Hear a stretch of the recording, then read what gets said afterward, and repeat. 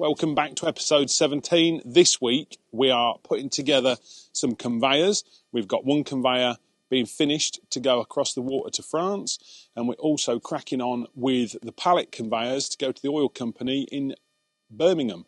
So let's make a start on this episode.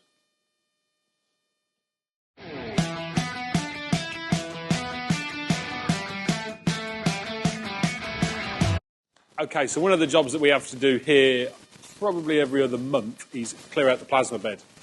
Now, obviously when we're cutting, all the dross that gets pushed through by the cutting action fills up underneath, and you can see the level coming up and getting towards the top. Also, when we cut, we put a flat sheet on all these zigzag bits here. Now what we do on ours, because we do sometimes cut some offcuts, we have these smaller points here so that you can put a smaller sheet on, but down this end is the bigger points, so you can see the points are more spaced apart, where up here they're closer together, and then that's the phone ringing. I'll ring them back. So we have wider points there, narrower points here, purely because when you have a smaller sheet on there, sometimes it doesn't sit very well on the bigger points. So when it gets cut, these eventually do get cut into and wrecked. And we've actually got one over here where you can see where it's been cut. These ones aren't too bad, but in the middle you can see. And then you get a build-up of this dross on top, which you could chip off. But obviously you put a sheet on top of there and the sheet can be a little bit uneven. So what we do is we strip the bed out completely and we replace these ones. And then we get a shovel in there and we clean out all the dross underneath. It's all like a really fine, looks a little bit like shot blasting, sort of the little dross underneath. So we strip all this out, we clean it all out, get rid of the water, put fresh water in here, put new bars in here, and we probably had to do this every couple of months. So that's something that we have to do just so that we can maintain a bit of an even keel with a flat sheet on there, so it all cuts nice. This one's a bit trickier. The old one, these bars here used to just pull out and we could just change them like that. But this one, you have to take the entire thing out, unbolt this side panel. I think you do, don't you, Arch? Yeah, take the whole side panel out, lift the whole lot up. That's and it. Then take them out separately. Take this side panel out, lift them all out and do it all like that. One thing that we have done in here, I don't know if you can see it, we've actually got some perforated sheet, and actually between the bars we made these up so that if you're cutting small parts they actually fall on top of this and not all the way in there. You'd be surprised how many times you've cut something, you know where it's cut, you just cannot physically find it, and the times that we've had to cut it again because we physically couldn't find it. And then when you eventually do clear it out, you just find everything. So we put these in there just so that any small parts can fall onto them. We can just lift them out and get the small parts out. So just thought it'd be interesting to show you what we do every couple of months on our plasma bed as our maintenance regime that we do here at Spitfire. I'm just having a look at how progress is coming on with the Mayglass Raptor. And years ago we had a problem on one particular project where the motors weren't spec'd big enough for it. The supplier hadn't spec'd the motors to incorporate some side skirts on it, and the motors kept on tripping out, so we ended up changing them. Ever since then we seem to have had really big motors and gearboxes. This motor and gearbox here is for the in-feed. That's a 4 kilowatt motor. The size of the shaft on it. That's a 60mm shaft. Now, when the customer ordered this, they said that they'd trialled one from someone else and the weight of the glass going into it was going to cause issues for him because it kept on tripping out. It wouldn't take the weight. So we run the calculations for our motor and gearbox supplier, and that is what they've come up with. That's what we need, apparently, which is nearly twice as big as what we normally put on this. So we'll take their word for it. But we have since we've got that, we've looked at it and we've made some other alterations and beefed it up a bit more.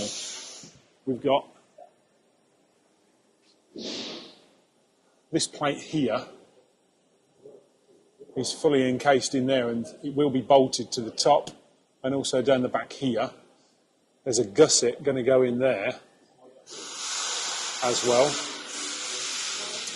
And there's also some other modifications since the drawing stage that we're going to do to this, since we've looked at it, to make sure it's nice and strong. We're also having a duplex chain on there, so the chain will be double thickness, driving the drum at the end. So we were concerned about it being strong enough to take all that weight in there, but we've proper beefed it up, so we shouldn't really have any problems with that now. That's proper beefed up. So the lads are going to be taking this apart this week, ready to go to paint. And when that happens, we're going to get some GoPro footage of them taking them apart, so you can see how it all comes apart. And then it can be painted and put back together.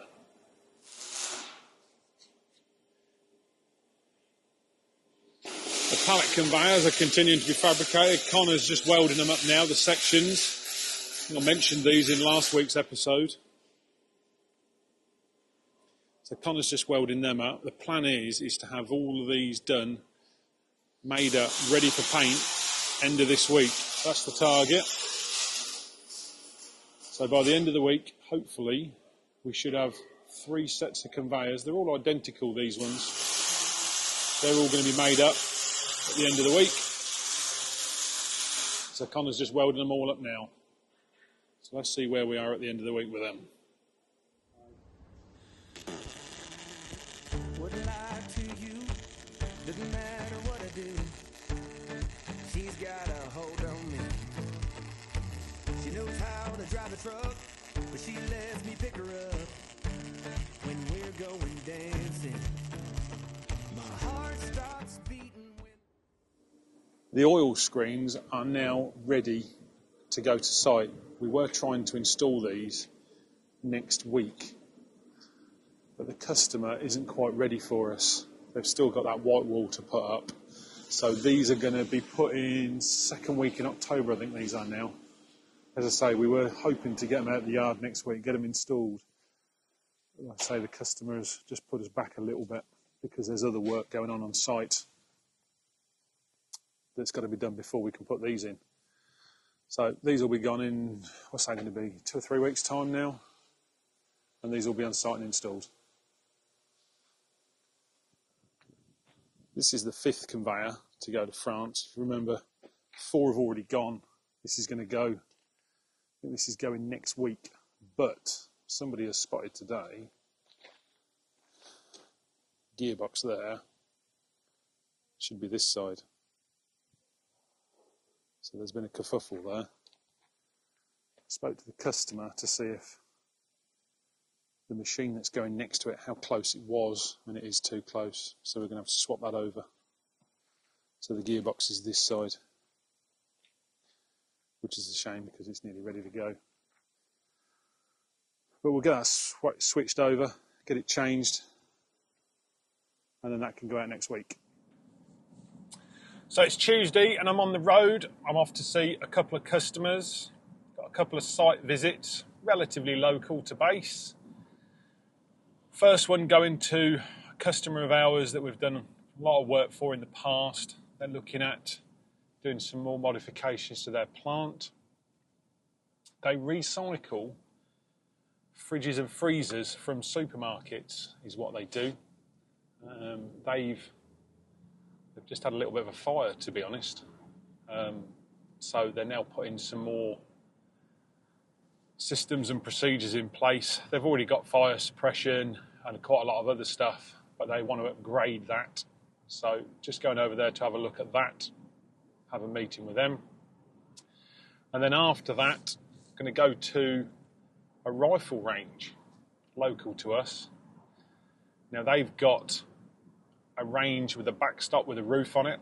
This is a job that we've looked at in the past. At one point the roof was being completely replaced, and we were looking at doing some steel work for that, some supporting steel work, and then it changed a little bit and they wanted to get rid of a centre post, get that out of the way and open it up so they could have another lane on the range. So a structural engineer has done some designs for that. Just need to go to site and just have a look and see how the designs relate to reality on the ground, just to have a look and see how feasible it is. And then we've got to put a price in for that and some sort of time scale. Now, looking at the time of year, this is probably going to be a job for next year, because by the time this is all sorted, it's likely to be winter and ground conditions won't be great over there. So we're probably going to have a look at this, get everything in place, and then look at this, doing this job in the spring next year. But there's a lot of unknown variables and still a bit of discussion over this. It's a relatively simple job, but it's got plenty of complications, which I will explain when we get there. So, the job here, I want to put a post up here and come across the top and down the other side, because what they want to do is get rid of this centre post here. So what we need to do is just have a quick look and see how the engineering drawings that I've been given are going to match up on this job. Now, this roof here was put here a long time ago, and there is actually some steel work in here and some steel work at the top. The roof's not very special. Not quite sure what's going to happen with that. There was some talk about replacing the roof.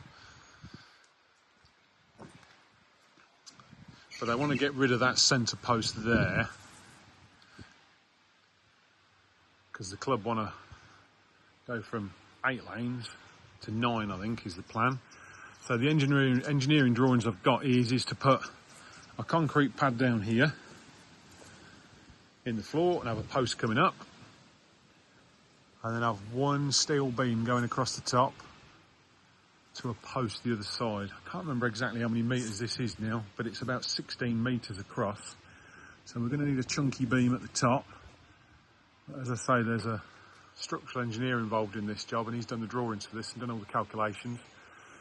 But I think in essence, that beam there at the top, that one, we're going to put another beam in front of that, and on the bottom of that beam is going to be like a metal shelf, want of a better word, and that will sit underneath that metal beam, and that will take all of the weight off this centre post and transfer all the pressure down to the ground at the ends.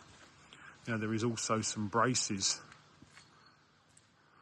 that go back up the wall and connect at the top, which also need doing just to stop the entire lot from coming this way out. So that's sort of what we're looking at today. This job's been kicked around for probably 12 months now. It's gone backwards and forwards. At one point we were going to take the roof off and replace it, but it was felt that was quite involved and expensive. So now we're looking at putting some structural steel work in place to get rid of that centre post, and that's really what they want to achieve. And I think as part of the process, they're going to get rid of all this sand on the backdrop.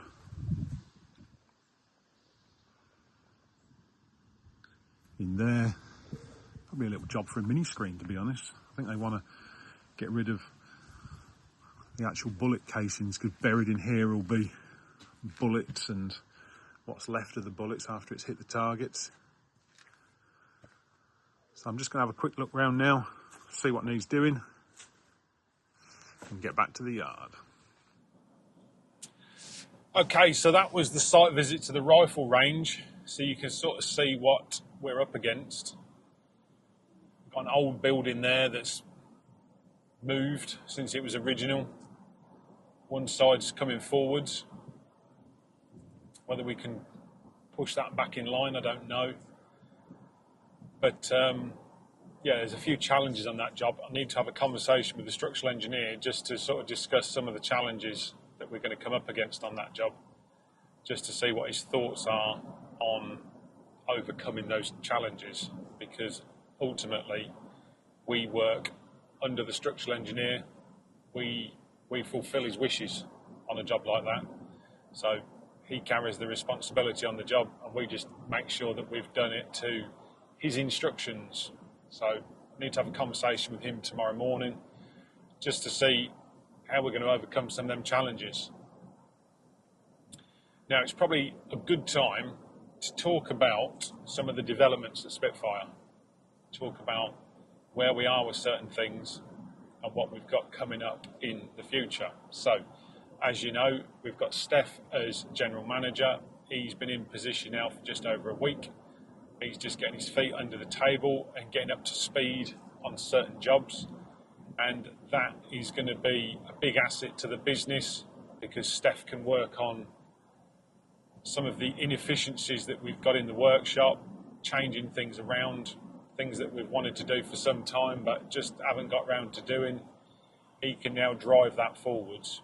And his job is to manage the business on a day-to-day basis. So he manages the workshop, the workload coming in, making sure that everything's sorted. So Paul and George in the office, they'll be working closely with Steph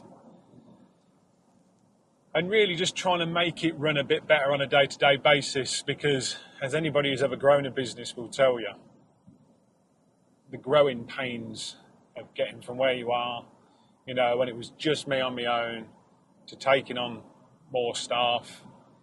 You grow to a size where you need to put things in place. You know, when I look back, it doesn't feel that long ago, but it was probably 4 or 5 years ago, I was doing the sales, managing the workshop, I was doing the CAD designs, I was also doing the invoicing, and somebody else was literally doing the bookkeeping in the background. Well, fast forward to where we are now. We've got Andrea and Lauren both doing marketing and sales. We've got George doing the CAD designs. We've got Paul doing all the purchasing. We've got Mel doing the accounts. We've got Steph running the business on a day-to-day basis now as the general manager. And, drum roll, we've got a new salesman starting next Monday. Richard, a guy called Richard, joins us next week, starts on Monday. And he is going to be in a sales role. So his job will be to go out and see the customers, get the sales over the line, and he will work hand in hand with Andrea and Lauren. So we're building a business for the future, and we're now putting the stuff in place. Now, if anybody who's close to us can see how busy we are in the workshop, you would think taking on a salesperson would be suicidal. And I'd agree with you. You're dead right in that. At the minute, the one thing that we might not need, as it stands, is more orders. But I have to look at the bigger picture and work out what we need to do as a business moving forward.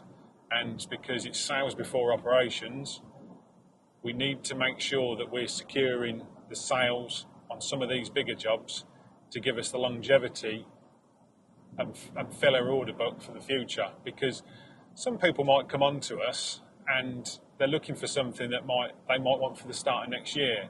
So we need to look at getting that over the line now and getting it booked in for the new year, because then that means that we can grow our workshop capacity to match the orders that are coming in the future. Traditionally, what's happened is we've always reacted to what's come through the door. And as a business, we're in a position now where we've got the facilities, we're looking at expanding our facilities, and then that will make things a lot more sense there. But trying to put the infrastructure into the business so that we've got the resilience in the business to support what we're trying to grow. And that's what we're doing now. So we've got the office infrastructure exactly how I want it now. Everything's in place now in sales, in operations, in the CAD drawings, everything we need to grow the business and become a much bigger business next year. And we're also looking to expand the workshop. Losing Steph as general manager out of the workshop, that's obviously having an impact at the minute. And also for anybody who's ever grown a business, you'll know that you need a balance between the office, the infrastructure in the office, and also the guys on the ground in the workshop that do all the real work. and they're the money earners in the company. And in doing this, what we've done with Steph and with Richard joining the team, we are a little bit top heavy now, and that's intentional. I knew that. That's not by accident. We knew that was going to be the case, but now we need to bolster the resources in the workshop to help us grow the business to the next level. The reason we're taking on a salesman now is just by chance, really. We were planning on taking a salesman on early part of next year to work hand in hand with a new product line that we're bringing out next year, which I'll tell you more about that as and when that develops. That's going ahead and will come into play at the end of the year, beginning of next year, which is a little bit top secret at the minute. So the deal was that we were going to bring a salesman in early part of next year, and that was going to be the plan. But when we advertised for a general manager, Richard came on and actually applied for the general manager's job, and we interviewed him and didn't think his skill set was suited to the general manager's role. But actually, when you look at what he's done in the past, he's always been a salesperson or a key account person, and he's always worked in the recycling industry or around the earth moving industry or plant in general. So to pass up the opportunity of having somebody like that in your team, it was just too good. I couldn't pass it up. So we've taken the decision to bring Richard on early, and he will take the pressure off of Andrea, who's run ragged at the minute with quotes and orders and everything else. So it'll take the pressure off of there, but we are also going to have to react fairly quick to addressing the imbalance between the office and the workshop. So we are now advertising for more fabricators and more engineers, engineering operatives we call them, in the workshop. So people that can do the assembly, do some of the on-site installations and everything around the business that's not related to the actual fabrication side of it. So if you live local to us and you're interested in joining us at Spitfire, give the office a call. It shouldn't be too difficult to find the number. Give the office a call and speak to either Steph or Andrea and get your CV into us, because we are looking for more staff across the business. Interestingly, and I don't know if this is the YouTube effect, but we also have people that contact us looking for jobs. And somebody that has come to light recently is an additional service engineer for out on the road. So that's quite an interesting prospect. Jam, that works for us at the minute, as our existing service engineer, somebody that he knows, and I think we're going to have a conversation with him, because the contract that Jam's on, we turn down a lot of work from that one contract because Jam can only be in one place at a time. So it's something that has been spoke about for some time, about having an additional service engineer on the road to cover that work, as well as some of our other work that we cover from the workshop, which causes a world of problems. You have everybody set out to do certain things in the workshop, and then the phone rings and we need to go out and do a job. We need somebody to go out on the road to site to do service repair jobs on site, and that's something that we also need to fill. So I'm possibly, although we've got a van at the minute, that means that we would have no spare van. So probably going to have to go and buy another van and add another van to the fleet with somebody in it, or move the vans around one way or another. But anyway, it looks like we might need to end up buying a new van if we go down that route. And the business just keeps on growing. After last week's show at RWM, I was talking to Andrea earlier on. We were talking through the inquiries that we've had from that show, and we feel as though as a business we're literally stood on the edge of a cliff, and it's just about to really start to kick into gear. Although we feel busy at the minute, I think there's a lot of opportunity there for growth, and we've taken the decision that we are going to grab the bull by the horns and see where it takes us. So if you're a regular viewer of this channel, keep watching, and I'm sure you'll see some changes over the coming months. There'll be a few curveballs thrown in, I'm sure, but as a business, I think we're going in the right direction, and next year is going to be a really good year. So if you've been watching in previous episodes, you'll notice that we've got some conveyors going to France. Now, 4 of them went the other day. The 5th one, which was the extra one, the shoehorned-in job, that we didn't know about at the start, but we do know about now, that's just been run up today. That's actually been put together, and I think this is going next week. Is it going next week, Arch? Okay, so we've got this conveyor. So Archie's going to plug it in for us, and we'll show you it working.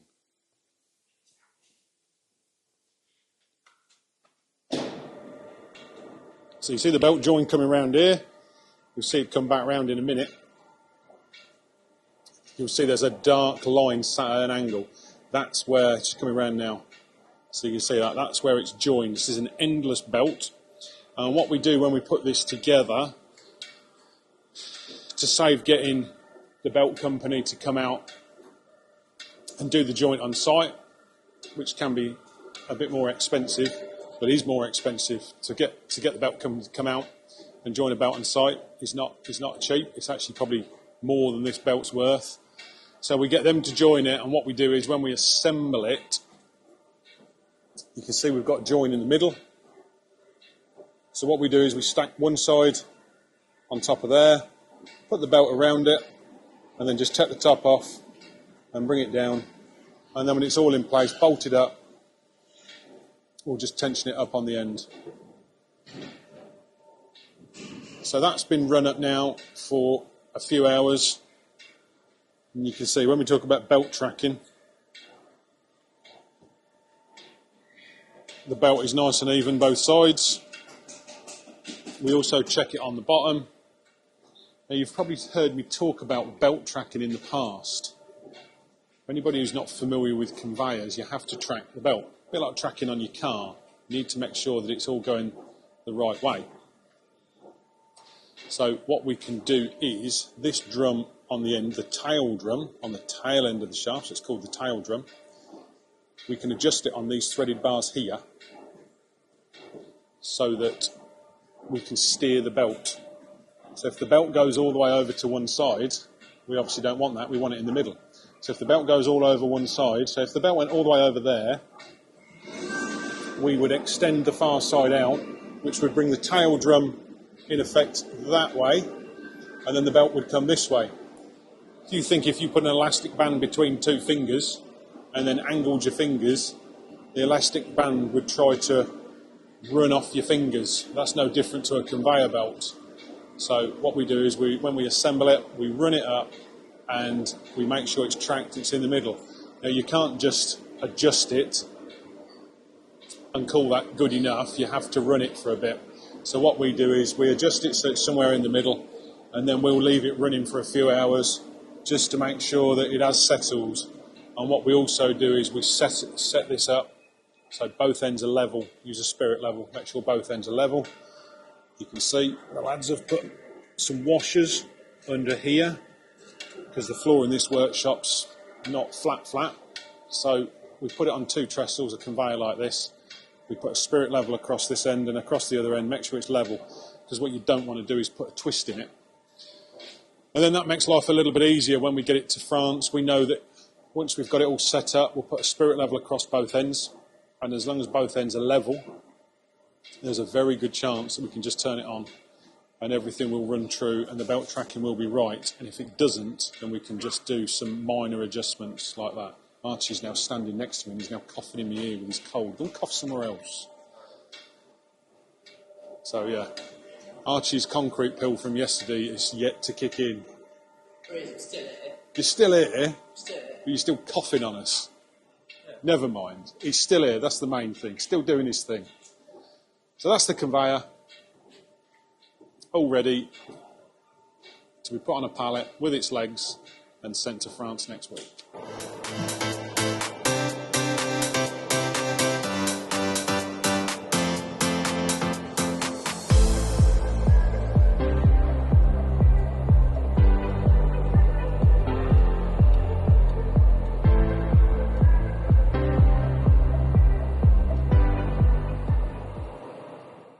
Okay, so I thought I'd better show you some of the paint process we do here at Spitfire.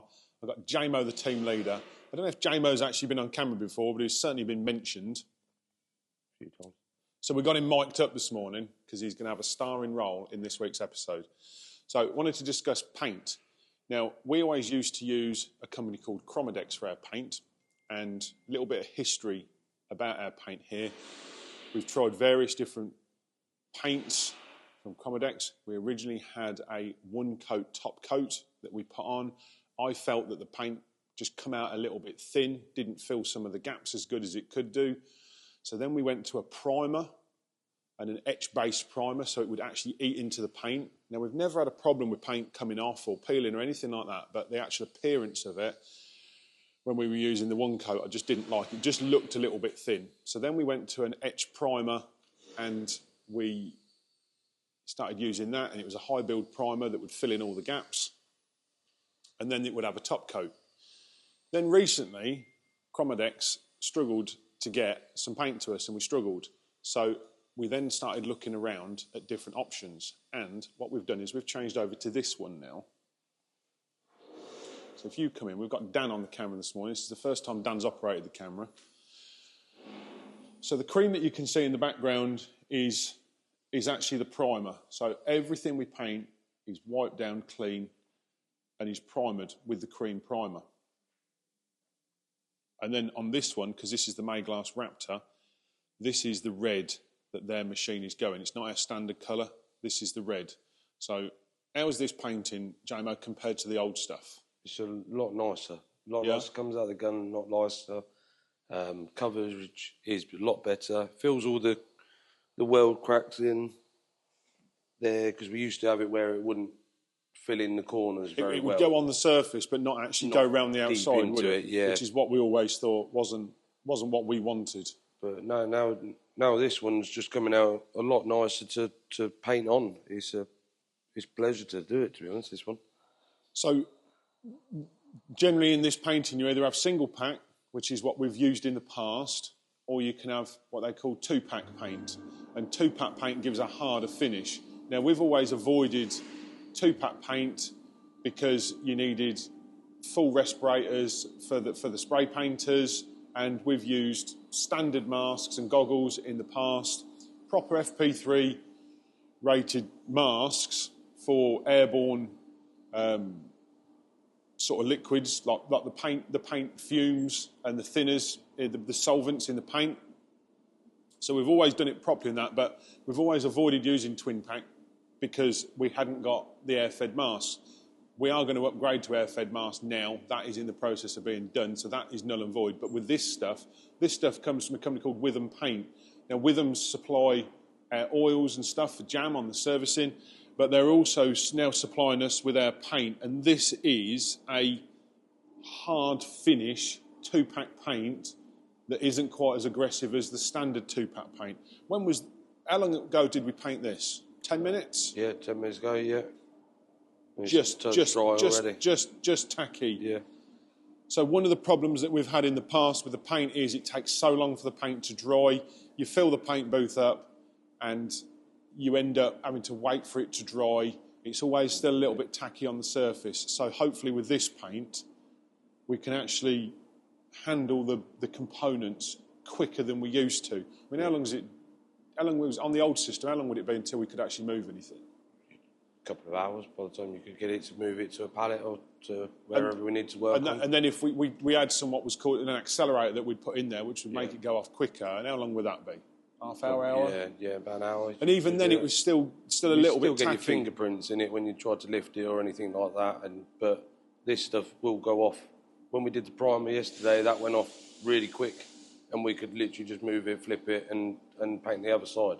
And that's always been a problem in the past, is where it is still a little bit tacky, because we paint big panels on these trestles, and we've got these beams on here and that. If you're not careful and you flip them too soon, these actually pick up on the paint, don't they? Yeah, they pull off. They stick to it, and then you pull them off, and you lose your paint.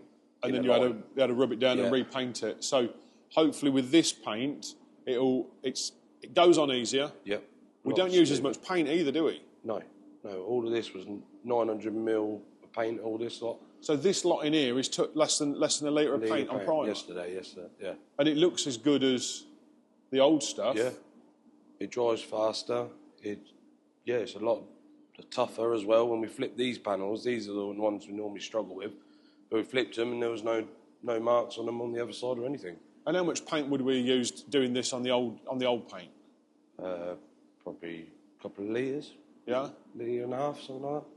We used quite a bit. It didn't. This doesn't sag. This dries quite quick. So when we put it on, it won't sag down. We used to get the runs in everything because if you put too much to get in some of the corners, we have like that over there. Some of the areas are tight to get into. So you had a bit more paint in. Where you were over painting, you couldn't avoid it because it was tight. It was where it was. But with this, you literally can paint it on and it will just stay where it needs to stay. It doesn't. It helps us a lot more with this. This paint is more expensive than the old stuff, but it's going on quicker. Yeah. We're using less paint. It goes off. It goes harder quicker. I actually think this is the answer. Yeah, yeah. We've got a bit more prep time, but prep time then makes the finish better in the long run. Yeah. So the quality will go a lot better out of the door. Yeah, because shining and stuff. I've always thought, especially with the old paint, even though it was a semi-gloss, it never seemed to come out. I didn't think the colour ever come out. I was never happy. You didn't get the mirror finish to it, did you? You couldn't get a good, what I thought was a good finish. You'd end up with a finish that if you got dust on it, you'd struggle to wipe it off. Yeah. It was almost as if there wasn't that flat finish on it. Yeah. Where this stuff seems to have a flat finish.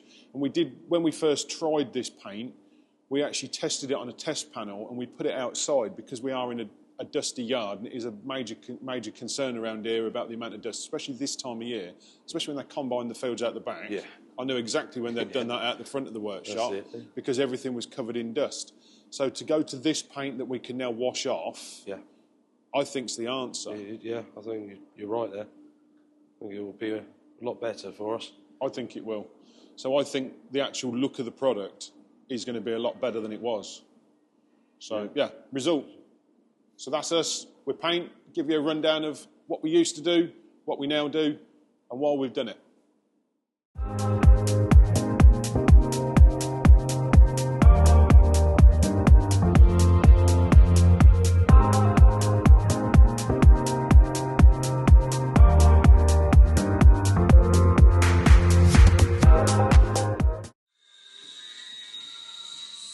Just walking through the workshop and I've showed you the individual components of the pallet conveyor that we're making. I think the last time you saw these it was in 3 individual components, but you can see now we've joined 3 together and this is now a complete unit.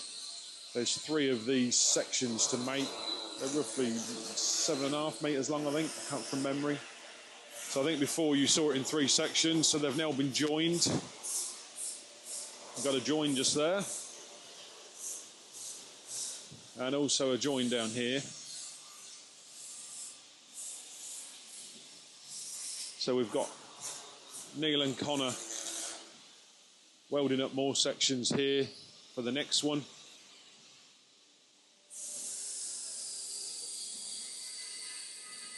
And the other sections are still over here and at the back of the workshop, so they're just putting them together now.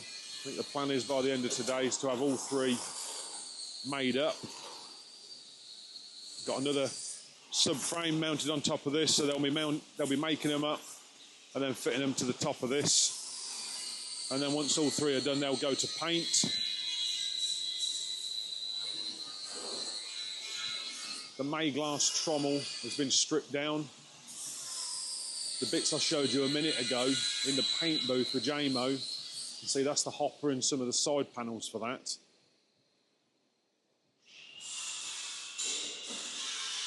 Rob's just making up another base for the pallet line conveyor. And Steve's making up some handrails by the looks of it. Is this the... This is for the walkway over the pallet line, is it? Yeah. Yeah, that's... So there's a walkway to go over the pallet line. So this handrail here is all part of some steps that will go over one of these units. Because I think, as I've said before, they need access to the other side. So there's going to be some steps coming up on one of these units. There's some steps that come up. There's a walkway that goes across and some steps down the other side. And there's also going to be some stop-start buttons wired into that. So if anybody needs to go over it, they can stop and start the conveyor at that point. So work's progressing on this. The rest of the pallet conveyor is also cut and folded. So as soon as these are done, next week we'll make a start on them.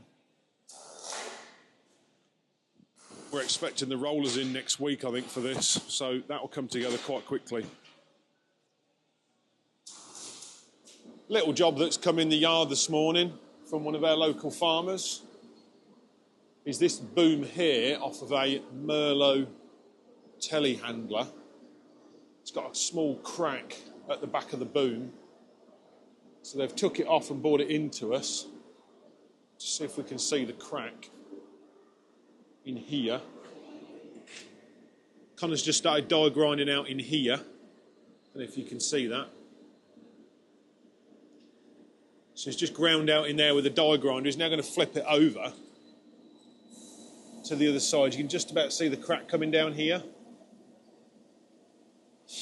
Don't know if you can see that. So Connor's going to flip it over now. He's going to drill the end of the crack there and then gouge this out on this side and do a full weld all the way in.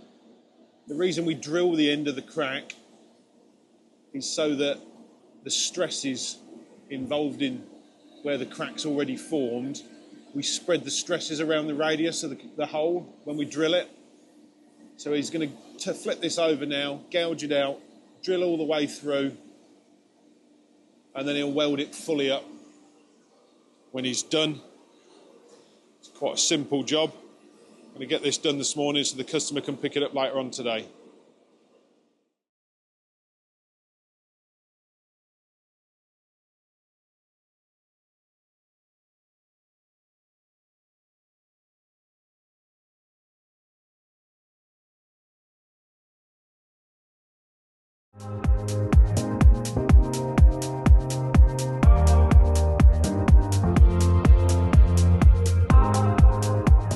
So that's it for this week, episode 17. Thank you for watching. Please like and subscribe and leave messages if that's what you want to do. Interesting fact, something we're going to do from now on is an interesting British engineering fact. This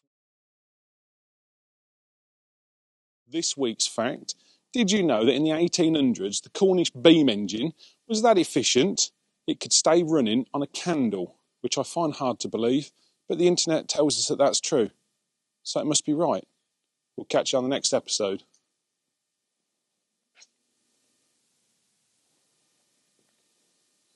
I forgot something.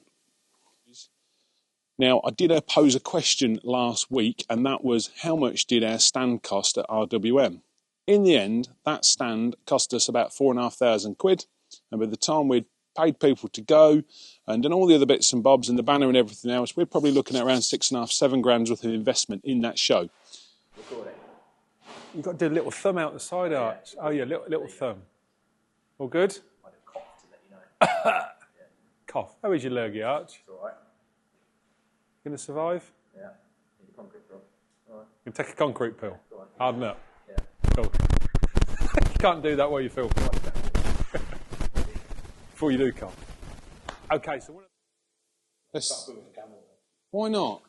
What's the matter? Got a face for radio. All right. I've got that on camera that you've got a face for radio. It's not a voice for radio, then. What is it? Husky voice, like late night love. Late night love with Archie. Husky voice radio. Wrong. Okay.